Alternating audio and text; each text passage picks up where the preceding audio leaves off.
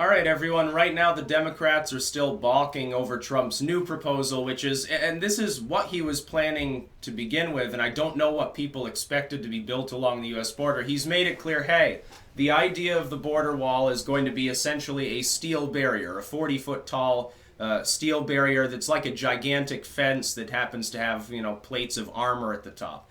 We've already got some of this along the border to varying heights and degrees.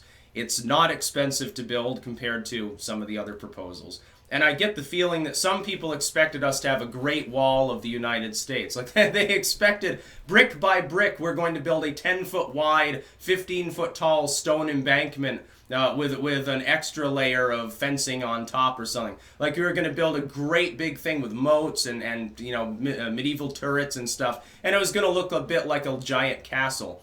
That was never going to happen. It wouldn't make economic sense. It wouldn't be as sturdy. It certainly wouldn't be as easy to maintain, and it probably wouldn't be as defensively valuable as the sort of barrier he's thinking of putting up. So he talked to the Democrats. He went in with Pelosi and Schumer. Now he came out and said, well, the meeting's productive, and I made it clear. Ultimately, we've settled on having a steel barrier. Now he uses the term barrier because a lot of people, when they think of a wall, they're thinking of the Great Wall of China. They're not thinking about modern wall construction. They're thinking about medieval wall construction. I have a feeling some Trump fans thought that we were going to have a castle on the southern border for what it would be worth, which would be very, very little. Instead, he's trying to build something that's already been shown to work. It's not unscalable, but it's a significant impediment. People are balking at it for some reason. He hasn't backed down. Now, this is the important part. If Trump backs down and says, okay, well, screw it, I'm going to sign your budget and I'm not going to do it in protest, he's probably done as far as 2020 goes. The Democratic field will fill up very, very quickly because people will scent a lot of blood in the water. The sharks will definitely be circling if that happens. For some people, it's his most major campaign promise. It's sort of like Obama with Gitmo or Obama with war, which are some things that he fell through on very, very quickly. Like some people supported the economic side of what he did. I didn't, but some did. Some of the foreign policy aspects. But he pissed off a lot of people, really, by keeping us involved in Iraq, not closing Gitmo. That was a big thing, especially for the first few years. And it weighed around his presidency's neck. With Trump, if he fails to get anything done with regards to the border, he has to look like it's been the opponents obstructing him or it begins to eat away at his core support. That would be the big problem for him. It's not the softer support. It's not someone who's, populistic, but they understand Pelosi is the one that doesn't want to allocate the money. But if he backs down and he takes the blame for it, it'd be catastrophic. Now, I support the idea of building this wall.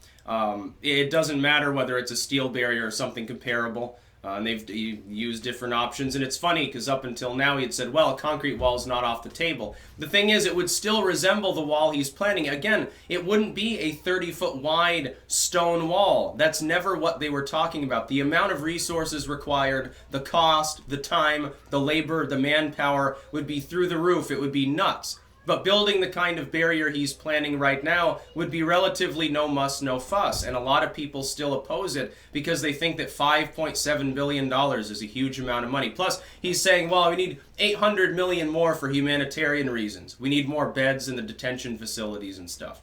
We need to help the children. That's a good way maybe to get the Democrats to the table, because now we can hold that over their head and say, well, the Democrats don't want the deal because they don't like immigrant children. They don't want them to get this humanitarian aid that I have in mind for them. And it'd be really funny. I think he's setting up to do that. I think that might be wise, although I'm not sure how well it'll go over with some of the MAGA people. It'd be really funny.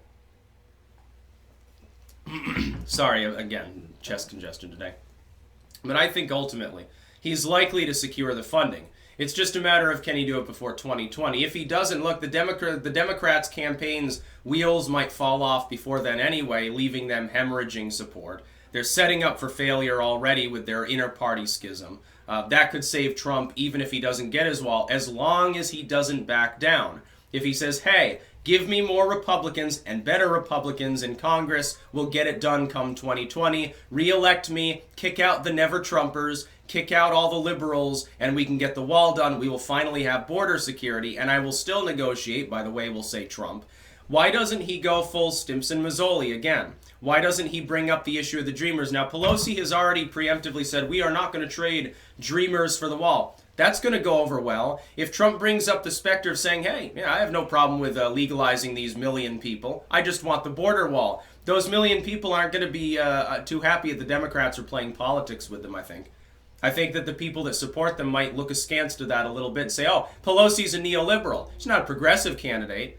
Your party is not being led by progressives. The two leaders of your party are Pelosi and Perez. They are neoliberals. They're not far-left individuals. They don't have youth appeal. They haven't had youth in a long time. It's going to become a problem for the Democrats, I think, if Trump plays his cards right and refuses to back down.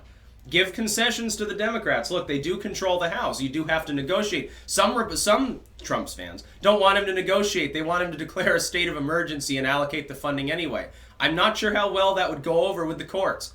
I think the Ninth Circuit might block that. By the way, most of California's southern border already has the same kind of barrier that we're talking about. Only there the problem is because it's a sanctuary state, they refuse to lift a finger to help find anyone who comes over the wall. So, it becomes a problem.